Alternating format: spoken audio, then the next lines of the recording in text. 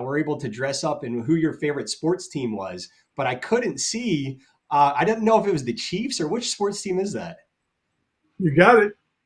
You got it. Okay. I'm still a season ticket holder, Kansas City Chiefs. In fact, if I turn things around, you would really know, but I don't need to bore you with that.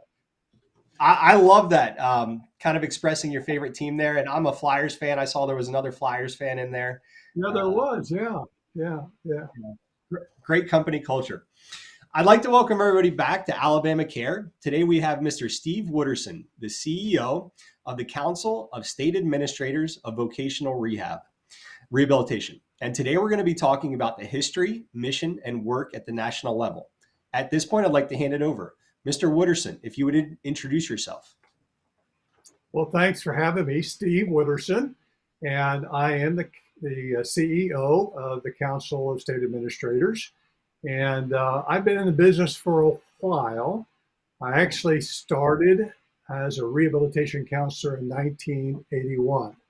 I had just come off of active duty, and I didn't have a job. And I saw this posting in the newspaper back in those days, right? And so I began as a counselor in 1981 and been in the business ever since. Now, what kind of, so you started off as a VR counselor. That is very one-on-one with the client receiving services there. And you've grown through that process, gone from a counselor, and then you've had a few different positions. What happened after VR counselor? Well, it's been a long journey, but it's been a good journey. Yeah, I was in Missouri with the Missouri VR agency for 20 years. First 4 was a counselor, and then had the honor of moving into some local and regional kinds of leadership roles. And later in my career in Missouri, I had responsibility over the services side of the VR program. And then in 2001, I left Missouri and went to the state of Iowa, had a similar role with the Iowa VR agency there. But after a few months, I was very fortunate to have been selected as a state director. So I was a state director of the Iowa program until late in 2010, and I became the CEO of CSAVR in November of 2010. So 41 years in the business. Worked at about every level, I guess, that you can in this profession. Yeah, I think that's very crucial to run an organization, is to have that ground level experience. I have a family member, and she has a disability, receives services from Department of Mental Health. And in helping her, I am her guardian. But if ever there are big decisions that have to be made, it always comes down to having that experience one-on-one with her. Is, does this decision, will she smile more or will she act out more and say she doesn't like this? So having that experience with the individual on a one-on-one level gives you the insight. And I feel like a lot of people say that is a lot of laws or guidelines are being made or have been made, but it really doesn't do what they want it to do at the individual basis. So having that well-rounded experience there.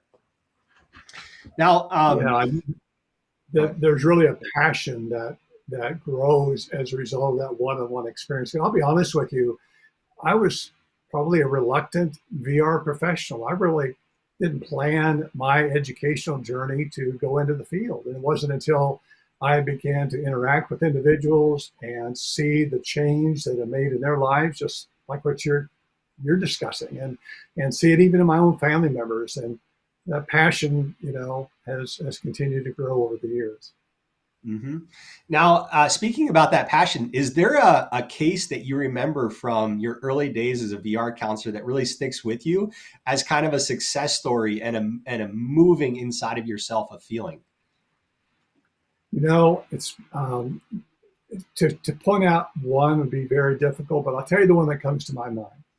And this was a young lady. I worked in a college town when I first started as a VR counselor in Rolla, Missouri. And one of the students who was experiencing mental health challenges came to us really struggling with her academic career, and applied for service, determined eligibility. She was really a brilliant student, although just really challenged with managing her mental health, mental illness. She graduated from college, and that was an incredible success in and of itself. But what really sticks out about this story is after I had left that position and moved on to another one, mail from my former office was forwarded to me, and it was a card from her, and she was writing from Beijing, China. The Wow. services that we had provided for her allowed her to get an entry level job in the state of Missouri, lost touch with her, and then she was eventually able to be promoted to a position that then landed her in being domiciled in Beijing. And so I just think what a mind blowing experience that was. I was just a kid from central Missouri. I didn't know much about the rest of the world. And to see how that changed her life um, still warms my heart. Yeah, and at such a crucial time for all of us, really, is transitioning out of our parents' house, out of the education system, going to that next level of independence, college, to have that support from VR. And I'm sure she spoke to you in that letter of how much it meant to her and gave her confidence there. That I've never been to Beijing. I want to go to Beijing. Yeah, me too. Yeah.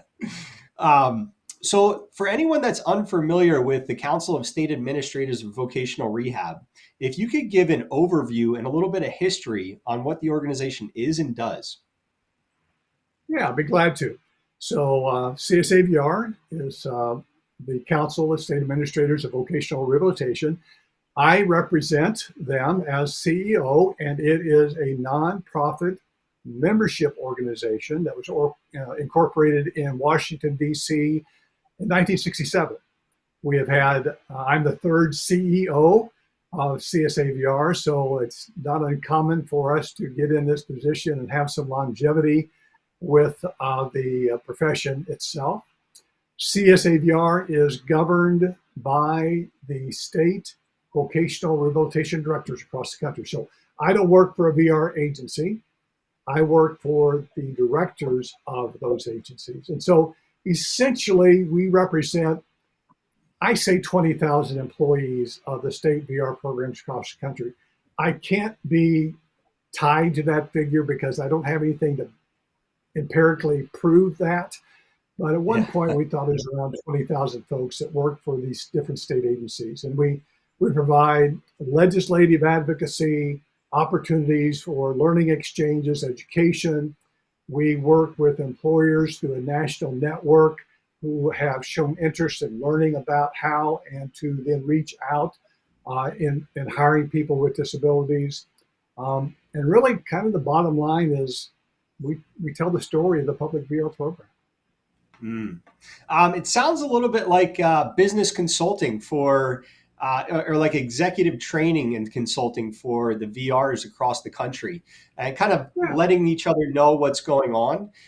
You did touch on one thing there is legislative advocacy. That's something that um, I'm kind of new to, but what is the best way for an individual or a family to kind of advocate? Now, what really is what I said last is individually to be able to tell your story. That's what really speaks to those who are in positions and making decisions of legislative significance. How does the public vocational rehabilitation enable my son or my daughter or me as an individual with a disability to engage in the workplace? And what is it that is needed in order to be able to sustain my place in the workplace? Or what is it that I need or my family member needs to be able to progress in a career? So it's really telling that story and then backing that up with good, solid evidence. What really supports the ability to make decisions about any public piece of legislation is how you are able to support that with the evidence and data that's needed to make good, solid decisions. Yeah, and I imagine it feels very good from a Voc Rehab standpoint, where you're saying if we receive this reimbursement from insurance, Medicaid, the state, what that looks like is X amount of individuals have received employment, gainful employment in the community. Here are the numbers. Here's how well they're doing. Now, employment is it kind of, I feel like it's a newer thing in the last 5, 10 years. It wasn't something that was really focused on in the 70s, in the 80s. All right. Is that true? Yes and no. Um, can I take you on a little historical timeline that might answer that question just a little bit? Please. The public program actually is now over 100 years old. So Wow. employment obviously was a key component early on, but it is morphed, it's changed over the years. And in 1920, post World War I, the Smith-Fess Act was passed, and that was the first federal piece of legislation that formalized the national program. Now, there were some states in 1919, 1918 that had their own state programs, but 20 is when it actually started. But to get to your point, yeah, over the years, it has changed, it has progressed, it's tried to stay up with the times. And then really, 1973, I would suggest, is probably what we would refer to as the contemporary based legislation that really still drives the program today, and that the Rehab Act of 1973.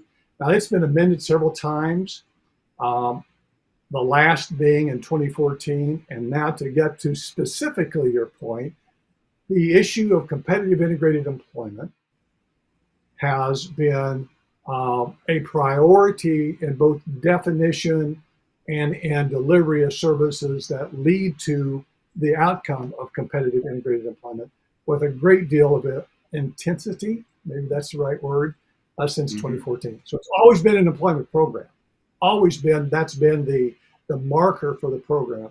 But in 2014, there were a number of changes that occurred that really placed even a greater emphasis on how to define and how to move towards that outcome. Yeah, on community living. And it's so important for everybody to go to work and produce something that you feel proud of, and to be a part of the greater society in those interactions there. And I think it's hard to live a fulfilled life if you don't have those experiences, weekly, where you're going and being part of a team, almost in like a sports team kind of concept, where you feel good about what you're doing, and producing it as a team there. Now, you mentioned was kind of from the employer side. You guys run quite a big network of huge employers that are really taking traction to this and making an effort to learn more about the community, and take effort to employ people with disabilities. If you would talk a little bit about NET there. Yeah, the National Employment Team, NET, is I don't want to call it a business line because it doesn't generate revenue, but it's a specific thread for the Council of State Administrators of Vocational Rehabilitation to provide some infrastructure between employers, businesses that are wanting to maybe create a more conducive environment for people with disabilities to come to work, or maybe they even want to develop a specific initiative, look at their job descriptions to ensure that they're in keeping and not exclusive, but more inclusive for those that wish to pursue employment in their industry. So the National Employment Team is that thread of what we do. We have staff who connect with businesses who reach out to us through a variety of different methods that we have out there. And then it's our job, CSAVR staff job, to then connect them with the state vocational rehabilitation program agencies that are actually delivering the services and interacting with the individuals that are seeking careers as well. We also have a talent acquisition portal. It is a portal for those that we serve who are looking for employment, can connect their resumes or job histories with our technology. And then businesses who are seeking vetted, qualified talent who happen to be people with disabilities, we can make those connections. So much of that has been in place for a number of years. But I will say that in the 2014 amendments, that it really bolstered and affirmed what we were already doing. And that is that we've always focused on the individual career seeker with a disability. That's who we've been serving since 1920. But also it acknowledges that business is an equal customer in the public vocational rehabilitation program. So it really gives the authority and the ability for us to allocate resources in working with business. And let me be sure I'm clear of what I'm saying. There's a CSAVR side of the house, that's the national organization, and that's where we are serving, connecting businesses with the local and state agencies. But it's the state vocational rehabilitation programs that are actually connecting directly with the businesses and connecting them with individuals that are seeking careers. So you guys will go after kind of a national account, a national or international company, and say, "Hey, would you guys want to be a part of this? There's great talent here in this community. They are actively looking for jobs." And then once they say, "Yeah, we want to be a part of that," then the local state vocational rehabs will work with their local offices or warehouses or whatever that looks like. You're exactly right. And really, there's a variety of different ways that may happen. It may be a national initiative by a major corporation and they push it down to their local and regional representatives, or it could very well be an in-state operation that is looking to develop a specific strategy as well. So yeah, there's a variety of ways that could unfold. But you're right. At the end of the day, it's making that connection with that individual career seeker and that individual employer to be able to connect the talents with the skills that are needed for that particular job. Yeah, and I would say to anybody that is looking for employment who receives services through VR, or maybe a family member of somebody that's looking for employment, utilize this. It's like a headhunters kind of a thing.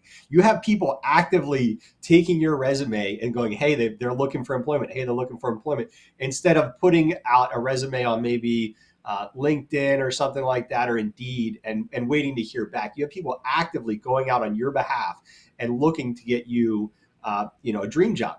Now we have Tina Doris says, "What's the name of the talent portal?" So it is NET, the National Employment Team. And Mrs. Doris, what we'll do is we'll put a link in the chat for you that goes to, can we use the link from CSAVR, the one that has the net on Yeah, it? let me get you some specific information. The portal itself is accessible by way of the local vocational rehabilitation counselor. They're the ones that would assist individuals who come to the VR agencies upload their application. So, but we can give you more information by connecting you with our website to include how to get in touch with the state vocational rehabilitation agencies. Well, it'd be most of these are in Alabama, I would suppose, but wherever you may be. Yeah, because we're going live and we're on the internet. We have no idea. No But telling. we'll put in the link, Mrs. Doris, for ADRS here in Alabama that goes to their net for that. Yeah. Now, you mentioned quite a big national corporations. Would you like to highlight a few just to give examples? Well, as soon as I start doing that, I'm going to miss some. But You're we going to leave do work. us. Yeah, it's a good healthy list. But CVS is a good example. Microsoft is a good example. I know that we have those in the airline industry as well. So it's a long list. Speaking of the airline industry, I should also be sure that I communicate and at the local level as well. So we've got national companies, but quite honestly, I can't give you a percentage, but I would say it's fair to assume that as many folks are going to that we serve are going to work with local businesses as many that are going to work for national companies as well. So there's got to be that balance between the two. yeah, and it's always up to the individual. If you'd rather work at a mom and pop shop, then that's where you would start your focus on. If you'd rather work in a national chain, maybe climb that ladder a little bit, then that option is available to you. You Right. mentioned that these services are 100 years old and they really started in about 1920. Um, and I feel like that's the case where a lot of these services originated from people coming back from war or from active duty, and they needed additional services to be competitive in employment. Now, as a veteran yourself, I want to say thank you for your service. Um, but do you kind of see that a lot of these services originated out of veterans and then they went to encompass more individuals?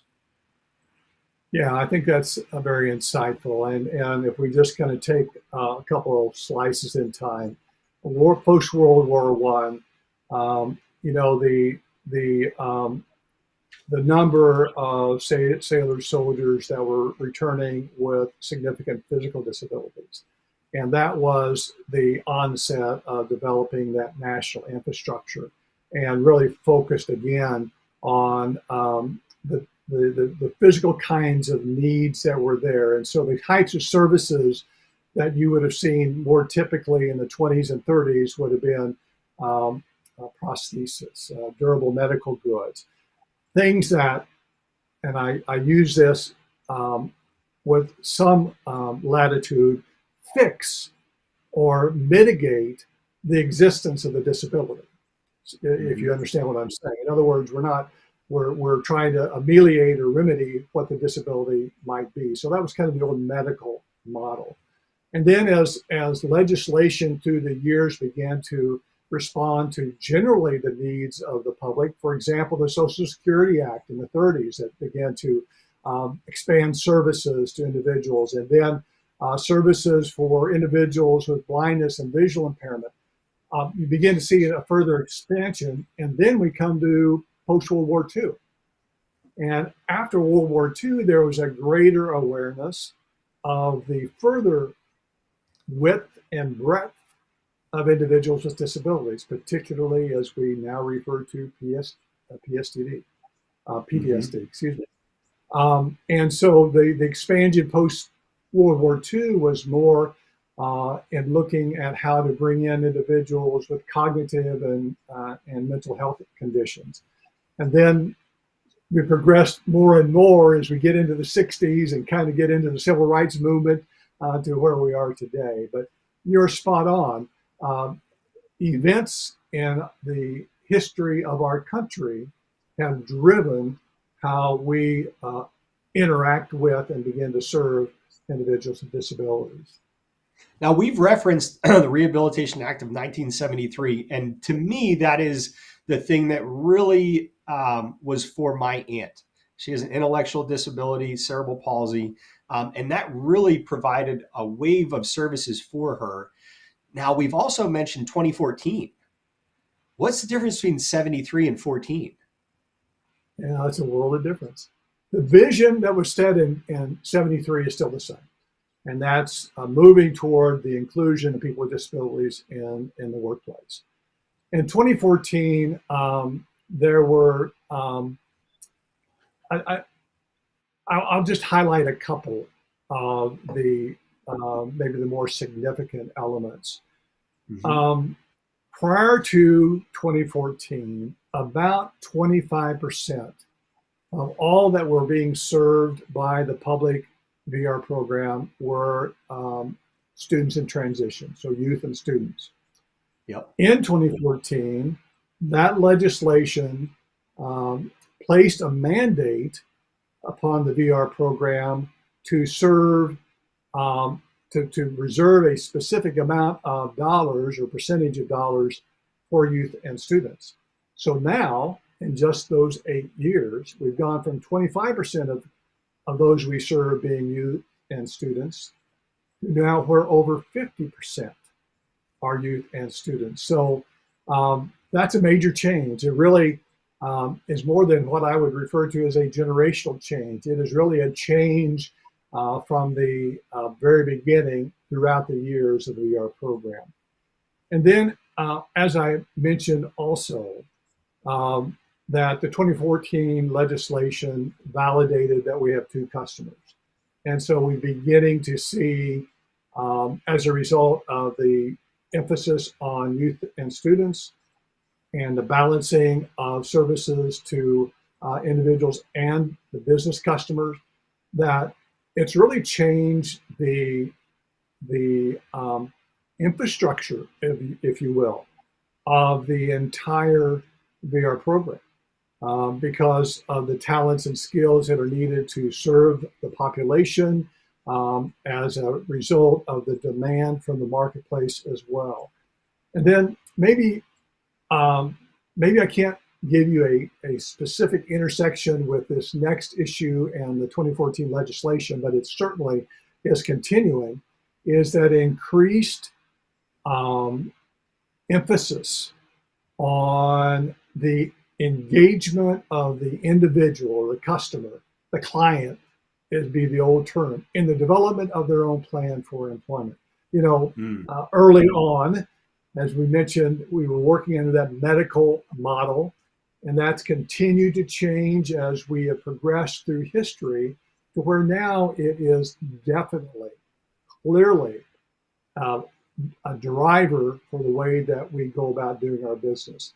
It's the way it always should have been, but history kind of teaches us where we need to be. The individual being served is in the driver's seat, and it's the VR counselor's expertise that is there to help facilitate and guide. Yeah, I think putting the individual kind of at the head of where they're going, their person-centered planning, them having a voice in what they want to do, and then us as a community and organizations coming around saying, okay, well, this type of service will help get you there.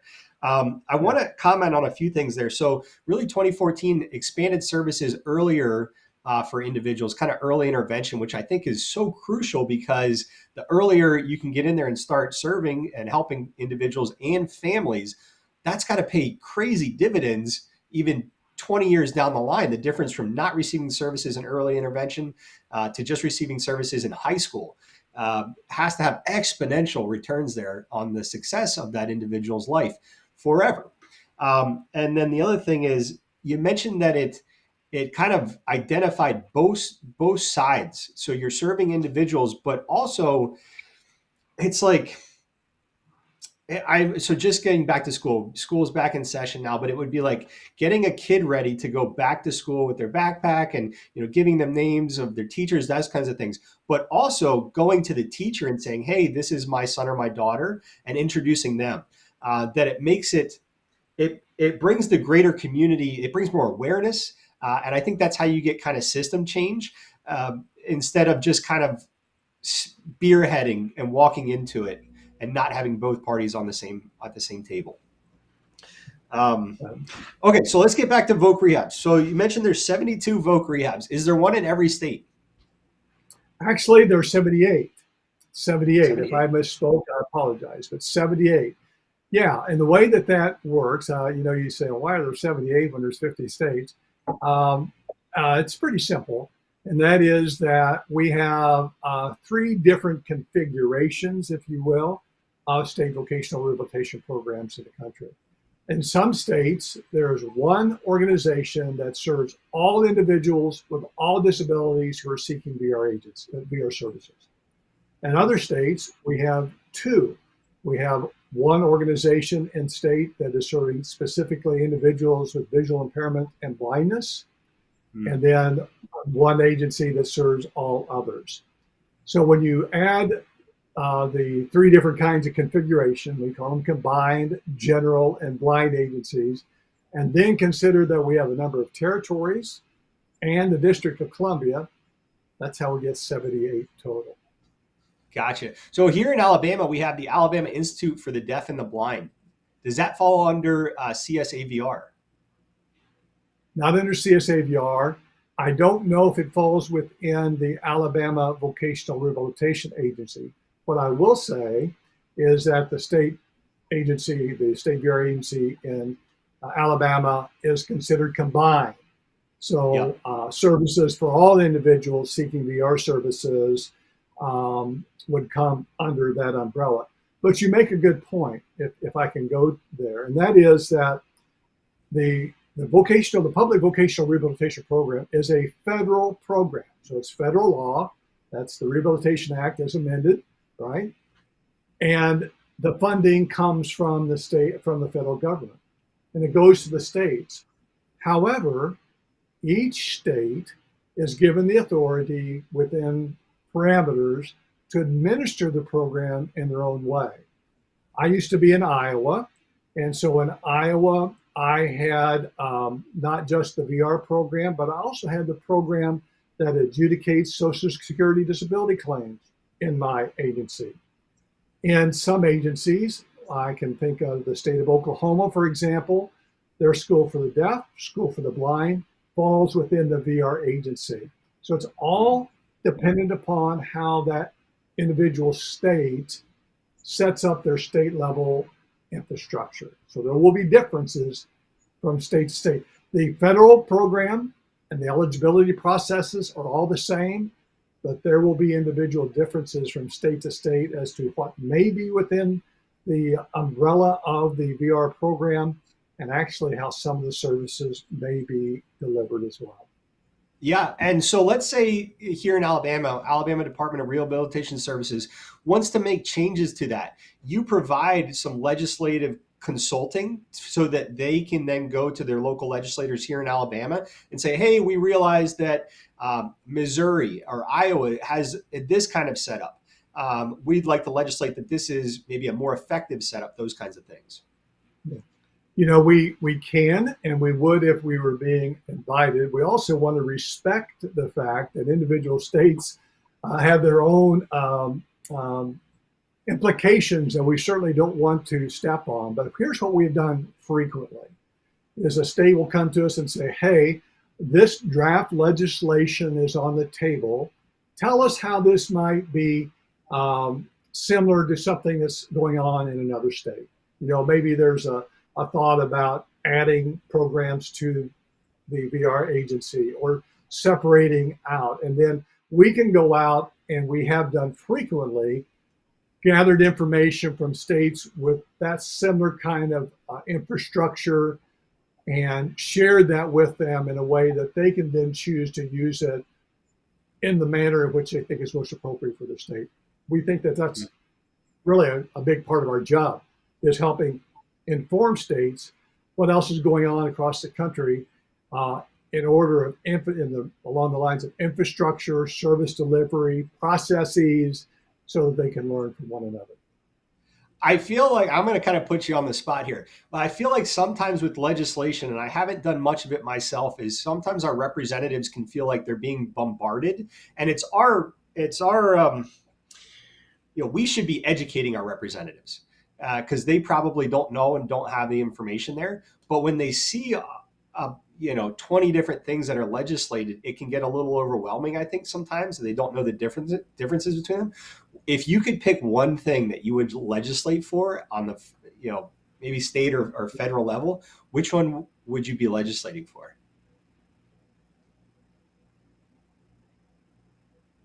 This is going to sound really wonkish, but you ask, and so I'll give you my honest response.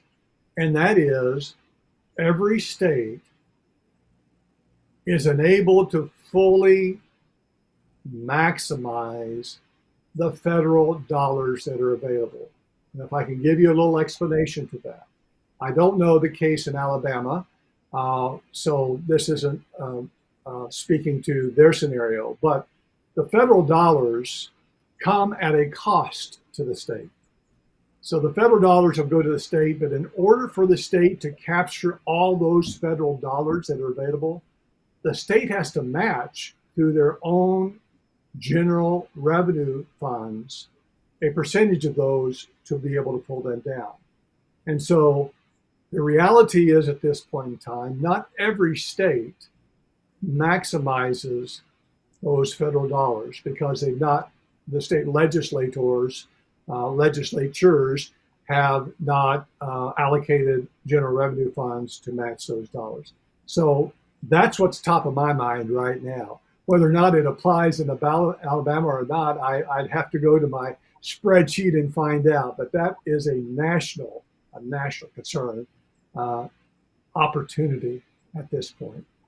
Yeah, I would be very interested to know if Alabama is maximizing that. As I understand it, it's called the FMAP, and it's for like every dollar that the state spends, the government will give you kind of free money in matching that. Here in Alabama, I think we fall either 3 to 5 on the top reimbursements. So that is always a big thing for me. Is legislators need to know if you're going to invest in your local state here. Um, if you put this in the disability community, many of the individuals, first of all, it's going to greatly increase services and opportunities for the individual, but also those that are supporting them through this process. It's not like they typically move to California. They're here. The caregivers are here in state. They're going to reinvest that money. Their taxes, what they buy is going to be here. It's going to be kept in state. And I don't know if we're maximizing that here in Alabama. I'd be very interested to hear that. And I think that's a great thing for legislators to know is, here in Alabama, we're, let's say number 4 on the FMAP. We need to be taking advantage of that so that we can go lower on the list and be more self-sufficient long term there. So, speaking of VRs in different states, let's talk a little bit about the communication. So if I move, and my family member moves to Georgia or Pennsylvania, how does that transition work for her if she's receiving VR services here in Alabama currently? Yeah. Well, going back to that infrastructure that I mentioned earlier, each state will operate the agency according to their state policies and rules. So it's not a transfer of eligibility or services because there are so many variables that would go in from going from one state to another. There may be different policies as far as participation, or there may be different policies that restrict the number of people that are being served in a given state. So the process as far as determination of eligibility and the federal legislation that governs the program stays the same, but each state will have their own variances depending upon what may be present for policies and procedures in that state. So that was a little bit of an obtuse response, but if I had a family member or I were moving from one state to another and wanted to continue vocational rehabilitation services, I would reach out before I moved and talk with them. I would engage the counselor that I have currently in the state of Alabama and say, what do you think is the best way to find out what might be available in another state? So start that conversation early and often, and hopefully that'll give you the information that is needed before making that move. I know that is something that a lot of families and individuals feel kind of may hinder them, as if they are receiving services and they move to a different state, they may be placed on a waiting list again, and they might have been on that waiting list here in their own state for a number of years before receiving services. And I believe that services are given based on severity. So kind of like if you didn't have supports or family or anybody to help out, what would your day look like? And if you severely need those services, then you're kind of put more toward the top of the list. So that's how you can think of that waiting list a little bit there. I'm going to acknowledge chat. Kim Spangler, this is kind of a Alabama specific question, so I'll ask it, and if you're not familiar with it, we'll move on. So, how has VR in Alabama established services for students in a think college, both in state and out of state, for students who qualify for WIOA but are receiving a certificate rather than a degree? Does any of that make sense? I can't answer that, but it's a good example from state to state how some practice will be different, and it may have it may be based in resources available. It may be a state policy that's outside the reach of even the VR agency. So I can't answer that, but hopefully you can go to your state VR agency and ask that question. Yeah, Kim, we'll get Mrs. Jane Elizabeth Birchall back on. That's the We'll place ask to go. yeah. She's the one to go to. What are some trends that you're seeing in VR in the last few years? And are you noticing that certain services are being utilized more now than in the past? Um, well, first of all, remember I've been in the business for 41 years, so I've seen a lot of trends. You know, I've seen a lot over the years.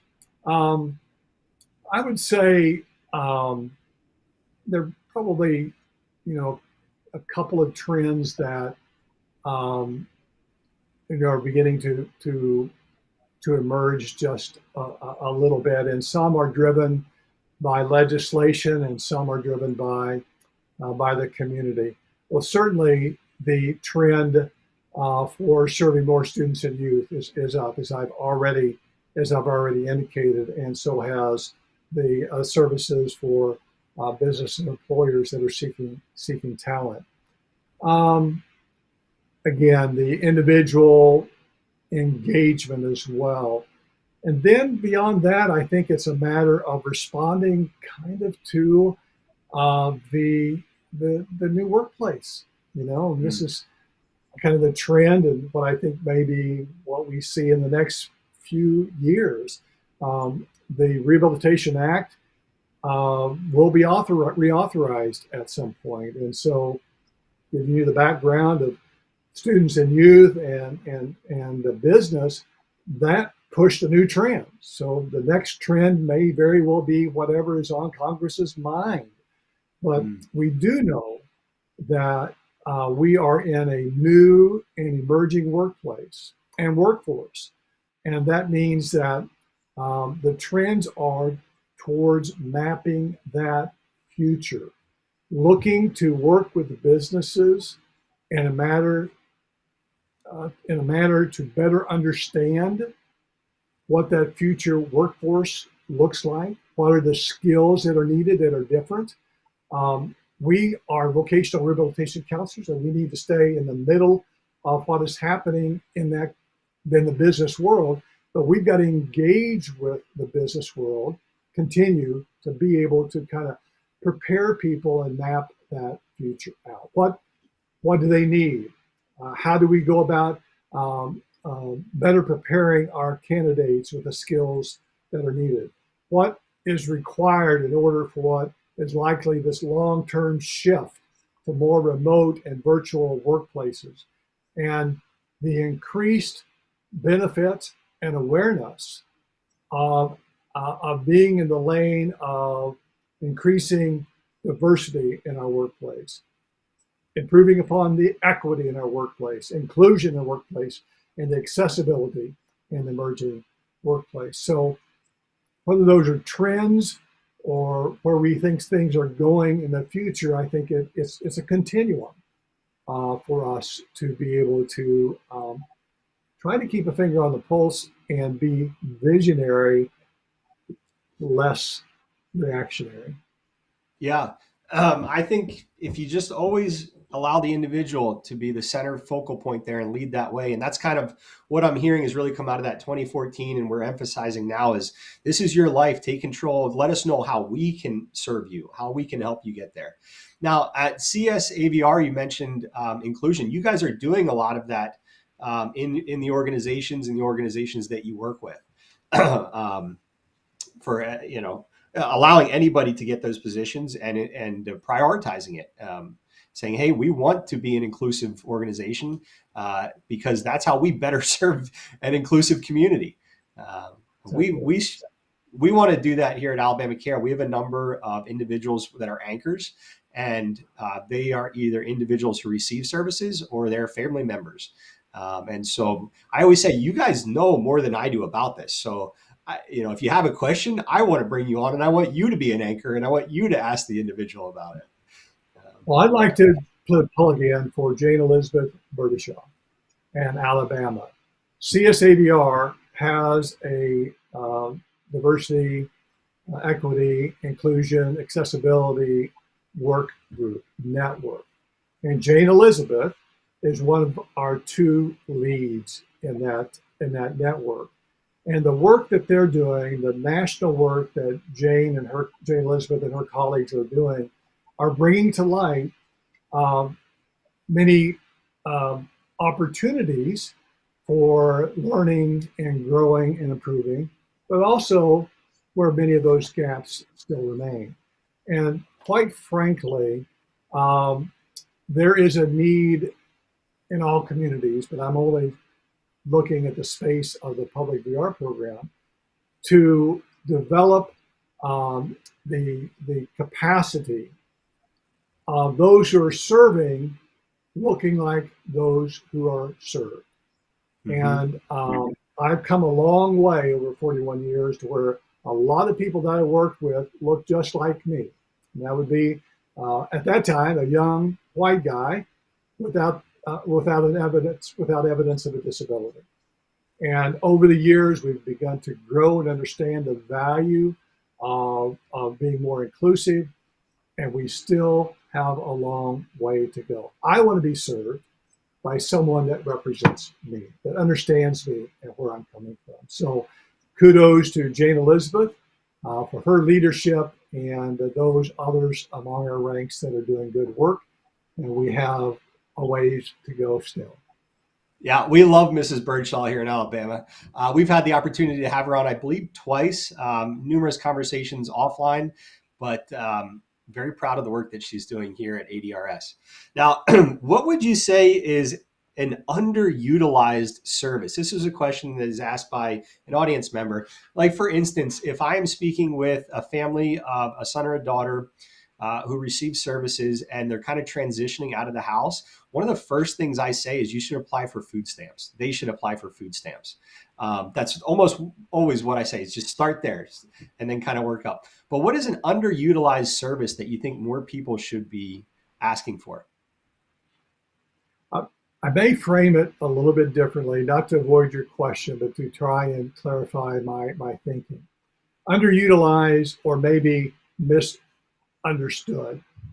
Hmm. The vocational rehabilitation counselors, their core skill set is in guidance and counseling. Hmm. You know, that is the service that is available to every individual that comes through the door. Now, you may have in your mind where you want to go, what you want to do, what services you want to access, but listening and being a part of a dialogue with a skilled vocational rehabilitation counselor, it may affirm what you already know, which that's a good thing, right? Or it may provide you with broader understanding and appreciation for a world that may be beyond what you may have even considered to start off with. So I don't think I would say it's underutilized. It may be misrepresented or not fully understood from the sense of the value of that dialogue, that guidance and counseling that comes with that skilled, uniquely skilled vocational rehabilitation counselor. One that understands the significance of disability and how that intersects in the competitive integrated employment marketplace. Hmm. I think it is very well put. It's his VR counselors are guidance counselors, and they, as long as you're receiving services, they will be by your side whenever you need them. You can change VR counselors if you're unhappy, get a new one. I recommend going until you are very happy with your counselor, and then they can kind of show you, hey, you're thinking about it this way. I want to introduce this other aspect, almost like a therapist a little bit as well. And this is what it might look like when you get there, and you need to be thinking about this next part too. So kind of show it. It's like bringing back the curtain a little bit. Like, okay, this is where we're going. Let me show you a little bit more of what I'm thinking here as well. Well So, said.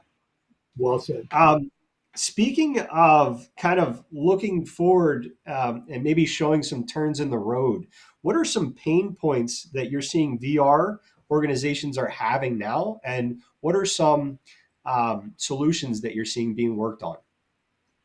Yeah, we are not alone in some of this, but it's certainly some of those pain points are weighing heavy on our minds right now.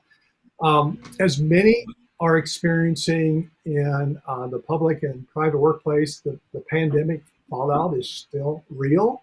So a critical need for a profession is bringing more qualified VR counselors and allied professionals to serve those who are coming to us. There's not a quick fix to that. And until it's improved upon, it will be a challenge for us to really meet the needs of all. So frankly, for the national program that I represent, it's our number one priority. And that of many of the colleagues that we have in this profession, really trying to pull out the stops to find some remedies. The reason for it being challenging on many, hiring practices at the state level, pre-service training, the great resignation. I mean, good grief, I sat in a Panera line the other day that I thought, oh my gosh, I will never get through, only to get through the drive-through window and realize that there are only 3 people working in the whole shop. So salary and benefits. So we are targeting nationally some specific strategies and working with some of those allies that impact those particular areas to be able to begin to mitigate some of that. But also, frankly, some are internal issues like processes. You come to a vocational rehabilitation counselor with an expectation that you're going to get a job. Well, sometimes our own internal and external processes just slow down the speed. And so looking nationally at systems and processes that will speed up the service delivery system is an area of, as you said, a pain point. And the last would be just public awareness. It's a longstanding issue that needs to be addressed so the public sees the value of vocational rehabilitation programs and really become our partners in advocating for the program. And that in turn goes to that first pain point, getting people in the profession. So people who are interested, we can attract really good quality staff. So people, process, awareness, those are the 3. I appreciate you going over those. I've spoken with a number of other organizations, business owners, and they're feeling that pain point right now of getting a good team together, incentives, those types of things. And I think we're feeling it kind of all over the place.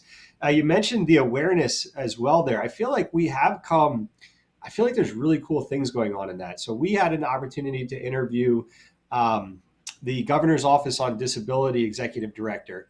And we got to talking about Game of Thrones, and he absolutely loved Game of Thrones because, I can't really say it. I can't spoil the ending, but there are a number of individuals in Game of Thrones who may qualify for services, and they are some of the most prominent characters and end up being leaders in, at certain points there. And so the media, I think, is getting involved in doing a lot more awareness. We're seeing more. Peanut Butter Falcon was a great movie. I'd like to shout out that one. So seeing more disabilities in public eye, I think, is kind of breaking down some of those walls for us as well.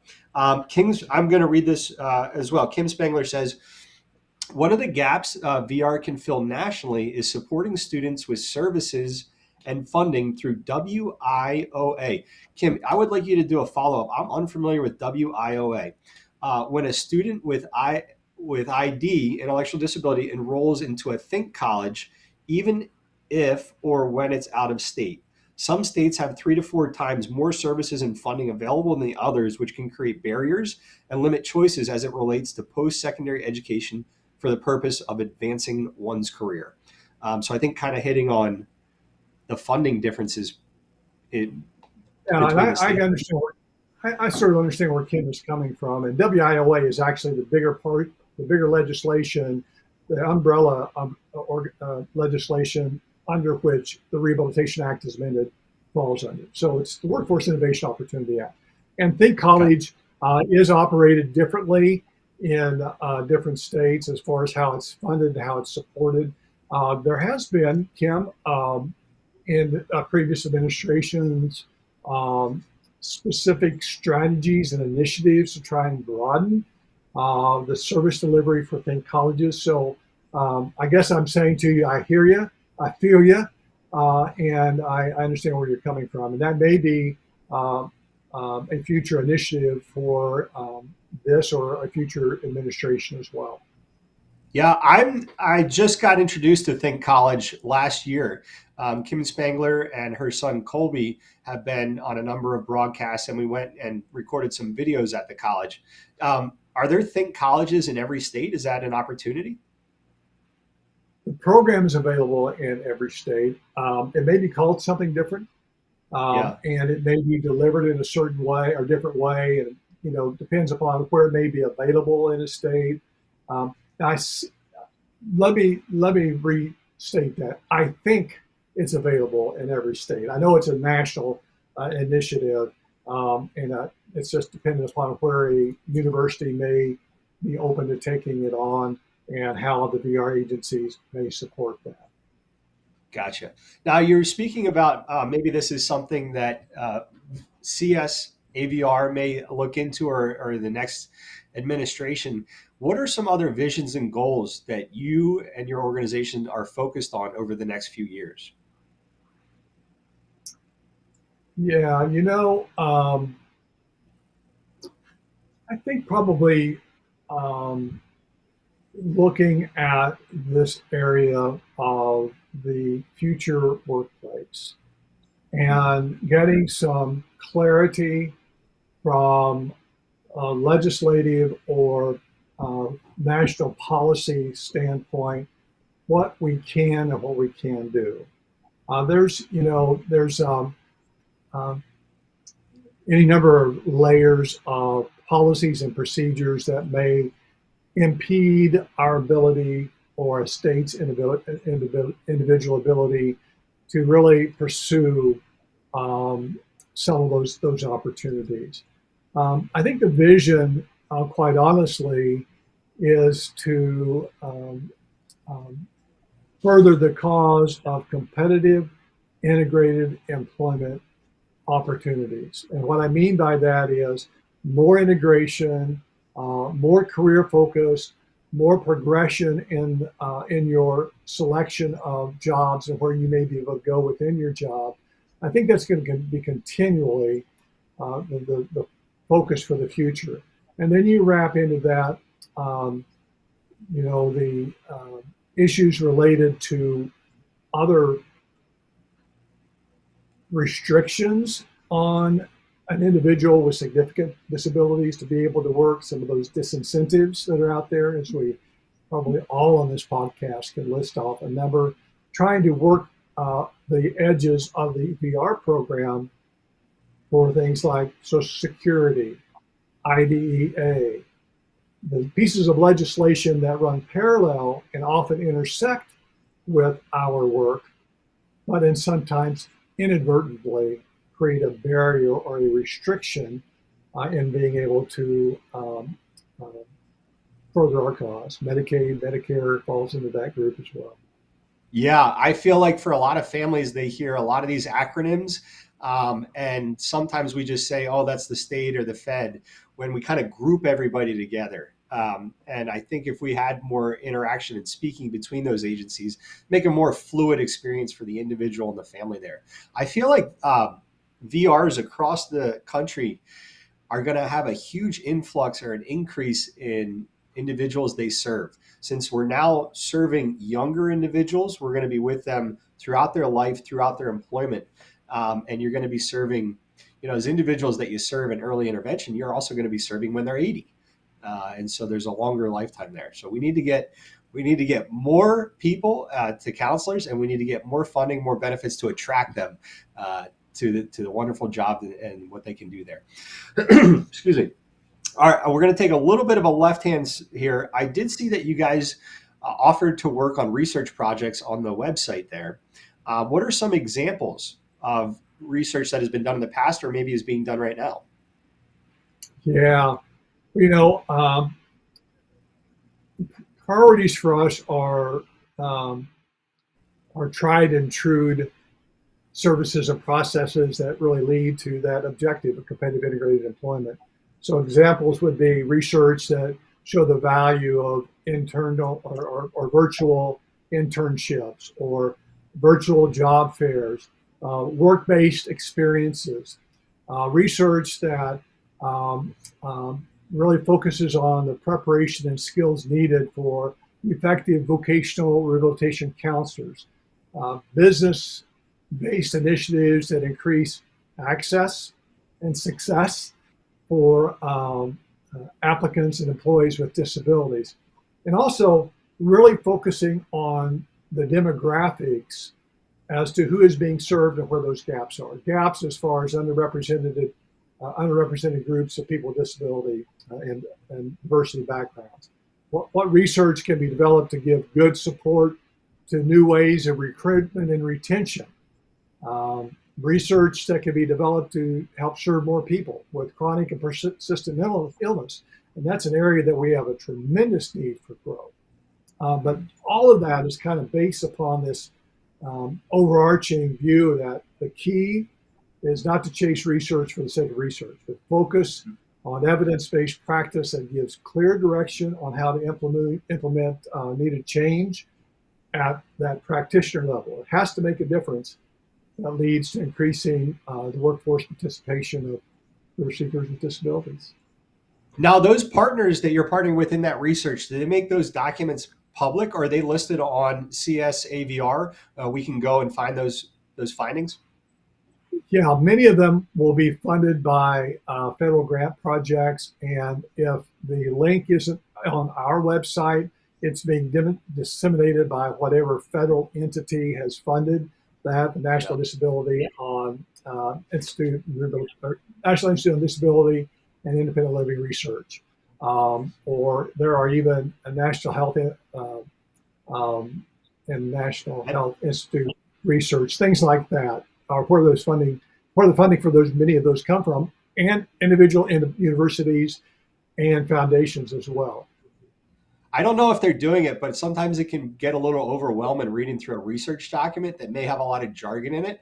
I almost wish we could get like pie charts or info charts and that kind of stuff that make it easier for us to speak with our representatives.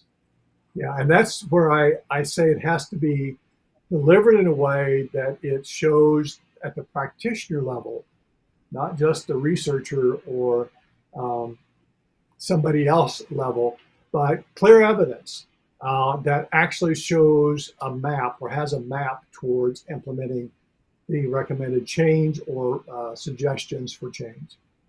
Yeah. As we mentioned earlier in the conversation, you are a veteran. And when I normally think of VR services, I think of individuals like my aunt that were born with a disability, but VR serves quite a few veterans throughout the country. What percentage would you say those receiving services from VR are veteran? Yeah, I can't give you a percentage because that's not a data point that is consistently captured. What I can say is that there's a number, and it may be a veteran with a disability that has service-acquired disability or post-service disability. What I do think is really important to clarify is that in the case of veterans, we may be actually partnering with the Veterans Administration and serving that same veteran at the same time. We would identify services that could be leveraged. For example, the state VR agency may pay for one service, while the Veterans Administration may pay for some other service at the same time. So, yeah, there's a significant number. We have a national memorandum of understanding with the VA Vocational Readiness and Employment, VR and E agency. That's the VR wing of Veterans Administration. And at many places across the country at the state level, they will have similar kinds of memorandum that help identify in the state of Alabama or wherever, these are the services that state VR may pay for, and Veterans Administration may pay for these, depending upon a series of circumstances. Yeah, to have that list would be very nice to navigate that. I know for a lot of individuals and families that are just starting to receive services or they're new to it, maybe a new injury, it can seem overwhelming. You're like, well, which department or which organization? To kind of have a map there, a guideline, makes it very helpful. So let's talk a little bit about advocacy. Now, I read that you've done some international advocacy overseas. So you're the head of CSAVR here in America, but you're broadening your reach and what we're able to do here in other countries. If you could talk a little bit about that. Yeah, well, uh, there's been a delightfully, different part of my job with CSAVR, and it certainly wasn't in the job description when I was hired, but it's become more of what I do than I really had anticipated. So I guess there's a couple of different lanes, if you will. CSAVR partners with a counterpart, like-minded organization in Western Europe, European Platform for Rehabilitation. They're headquartered in Brussels, Belgium, and a number of countries in Western Europe. Specific agencies are members of EPR, European Platform for Rehabilitation, just like state agencies are members of CSAVR. And we've had a number of learning exchanges with them. I've been there in several countries over the years, sharing what we do in the States, particularly when it comes to kind of my lane is legislative and national initiatives, and shared with them what we do. But just as importantly, and probably more importantly for me, is listening to what's happening in Europe as well. There are so many differences with the way that vocational rehabilitation services are funded and delivered, but then there are also many similarities, and being able to understand those similarities and the differences that may very well be of benefit for us here in the States to consider. A good example is in Western Europe. There is a real robust network of social entrepreneur programs. We in the States might call them self-employment, but their term is social entrepreneurship. And there are things that they do that I would have never thought of here. That's really exciting. So that's been an ongoing relationship. Honestly, now it's more virtual because of the pandemic, but we had exchanged folks back and forth for a number of years. And then one other that you mentioned that is really still has had an emotional impact on me is I was asked to work with the Vietnamese Department of Labor. They refer to it in considerably different terms. And to go there along with another colleague from South Carolina and to look at their infrastructure, the way that they were delivering vocational rehabilitation services in Vietnam, and offer some insight and advice, and actually developed a report for them to use. I got to visit throughout the northern part of the country, see a number of their workforce, I use the air quotes, workforce offices, which in some cases were in villages with torn out note paper with a job written on it and then taped to the wall. That was their workforce center. And even residential programs, which were open air facilities that had essentially workshops is what they were. And what a, for a child in the 60s, as I am, to be there and see that environment was an experience, the experience of a lifetime, without a doubt. And be able to travel through the country and see places and iconic figures and things that historically meant something entirely different to me than it did of the people of Vietnam. So it's been a great experience. I hope to do more of that. Yeah, that's amazing that so it's I mean you see it all the way around the world that societies, local communities, we want to help each other. If you need a little bit more of assistance, there's that innate thing within inside of everybody that we want to help others around us. And to have that opportunity there and kind of strengthen and build that infrastructure will pay dividends for kids for the next couple hundred years. And the difference that you And can have. if I can just insert to that point real quickly, it gives you an entirely different look on the world. Can I give you this example? I was one of 3 Americans sitting in a room of probably 50 other Vietnamese officials, headsets on with an interpreter, sharing the message from a gentleman from the podium. And the gentleman from the podium was talking to us about their needs. And he was speaking about the impact of the American war, not the Vietnamese war, Yeah. the American war, and the impact of unexploded ordnance still in their rice paddies in Vietnam, and the implications of loss of limbs, loss of life, and as a result of those unexploded ordnance that American soldiers, to his account, had left behind. He was actually a retired general of the Vietnamese armed forces. So it gives you an entirely different perspective of the world. And I know we're talking about disability and employment, but oh my gosh, the reality is we're all wanting to make the world a better place, right?